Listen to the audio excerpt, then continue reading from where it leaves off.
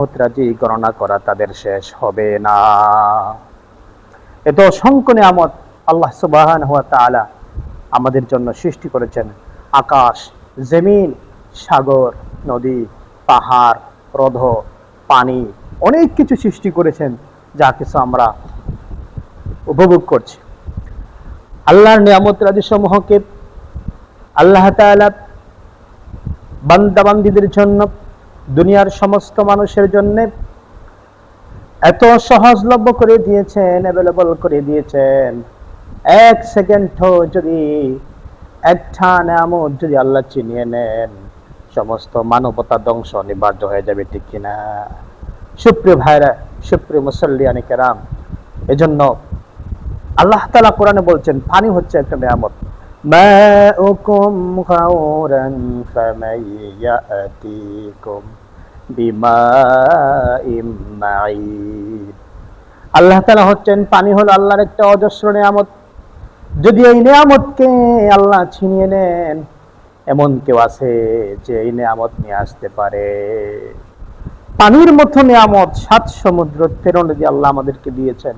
এই নিয়ামত যদি না থাকে, সমুদ্র যদি শুকিয়ে যায়, নদী যদি শুকিয়ে যায়, পানি যদি না আসে ভূমি থেকে, তাহলে দুনিয়ার সব মানুষেরা পানি না পান করিয়ে মারা যাবে। কথা বলেন ঠিক কিনা? এজন্য পানির মতো একটা নিয়ামত, পানির অপর নাম হলো জীবন।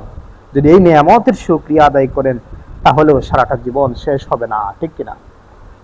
আমার বন্ধুগণ, ইমাম ফখরুদ্দিন আর-রাজি রাহমাতুল্লাহি আলাইহি তাফসীর কবির ও মাফাতিহুল গায়ব নামে ঐতিহাসিক একটা সারা জাগানো ইতিহাসের বিখ্যাত গ্রন্থ, তাফসীর জগতের শ্রেষ্ঠ মুফাসসির, প্রখ্যাত মুফাসসির ইমাম ফখরুদ্দিন আর-রাজি রাহমাতুল্লাহি আলাইহি তাফসীর কবির ও মাফাতিহুল গায়ব 30 খণ্ড।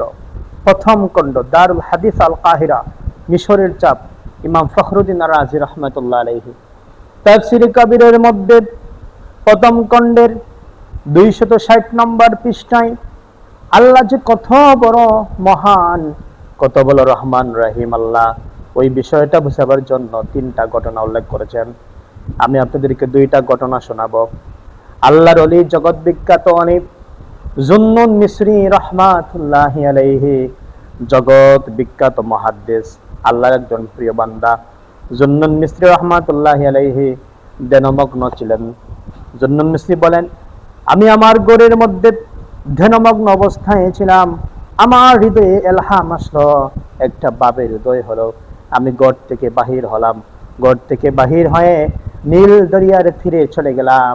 সেখানে গিয়ে দেখতে পেলাম একটা সামুদ্রিক ব্যাঙ। সমুদ্র থেকে একটা সামুদ্রিক ব্যাঙ নদীর তীরে চলে আসলো এবং বিষাক্ত একটা প্রাণী, একটা বিচ্ছু লাফ দিয়ে ব্যাঙের উপরে, পিঠের উপরে চড়ে বসলো। আমার মনে কৌতূহল লাগলো, ওই ব্যাঙার বিচ্ছুটা কি করে, আমি সেটা দেখব। ব্যাঙা বিচ্ছুকে নিয়ে লাফ দিয়ে নদীর মধ্যে সাঁতরিয়ে এপার থেকে নদীর অপারে চলে গেল। জুন্নুন মিসরি রাহমাতুল্লাহি আলাইহি বলেন, আমি একটা নৌকাকে ডেকে, মাঝিকে ডেকে নৌকাতে উঠলাম। নৌকাতে ওঠার পর ওই বিচ্ছু এবং ব্যাঙের পিছু আমি নিলাম। বিচ্ছু এবং ব্যাঙের কার্যকলাপ দেখার জন্য তাদের পিছু আমি নিলাম। নিয়ে দেখতে পেলাম ওই বিচ্ছুটা নদীর এপার থেকে ব্যাঙের উপরে চড়ে নদীর এপার থেকে নীল দরিয়ার ওপারে চলে গেছে। সেখানে যাওয়ার পর বিচ্ছুটা সামুদ্রিক ব্যাঙের পিঠ থেকে নেমে গেল। নেমে গিয়া একটু দূর হাঁটতে শুরু করলো। আমি দেখতে লাগলাম বিচ্ছুটা কোথায় যায়। আমি দেখতে পেলাম বিচ্ছুটা একটা গাছের কাছে চলে গেল। ওই গাছের নিকটে, গাছের নিচে আল্লাহর একজন বান্দা, একটা যুবক ঘুমিয়ে রয়েছে। আমি দেখতে পেলাম একটা বিষাক্ত সাপ, কালো একটা বিষাক্ত সাপ আসতেছে। যুবকটাকে দংশন করার কাছাকাছি চলে আসলো। যুবকের একেবারে কাছে চলে আসা মাত্র ওই বিচ্ছুটা সাপকে আক্রমণ করল। ওই বিচ্ছুটা সাপকে আঘাত করল। সাপ ও বিচ্ছুকে আঘাত করল। সাপ এবং বিচ্ছুর মধ্যে যুদ্ধ চলতেছে।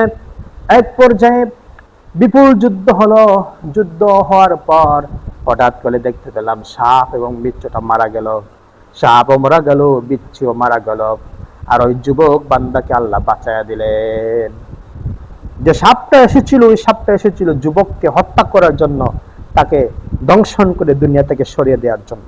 কিন্তু আল্লাহ রাব্বুল আলামিন ওই বিচ্ছুটাকে পাঠালেন সাপে ওই যুবকের সাহায্যের জন্য, যেন বিষাক্ত সাপের সঙ্গে বিচ্ছুটা যুদ্ধ করে যুবকটাকে সাহায্য করতে পারে। সাপও মরে গেল, বিচ্ছু মরে গেল, আর যুবকটা প্রাণে বেঁচে গেল। বলেন সুবহানাল্লাহ।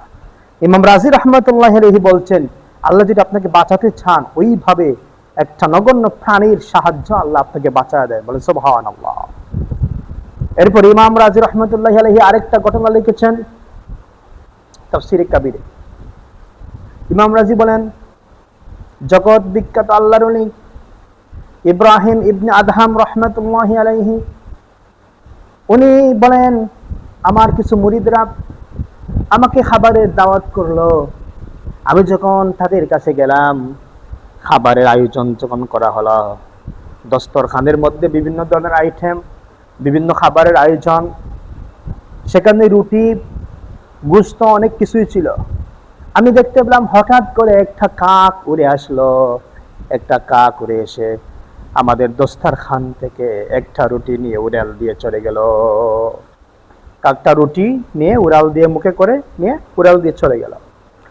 আমি কৌতূহলী হয়ে কাকের পিছু ছুটলাম। আমি দেখতে পেলাম কাকটা কি করে কোথায় যায়, অবলম্বন করলাম। আমি দেখতে লাগলাম কাকটা একটা বিশাল পাহাড়ের উপরে উড়াল দিয়ে উঠে গেল। ওই পাহাড়ের উপরে আল্লাহ একজন প্রিয় বান্দা ছিল।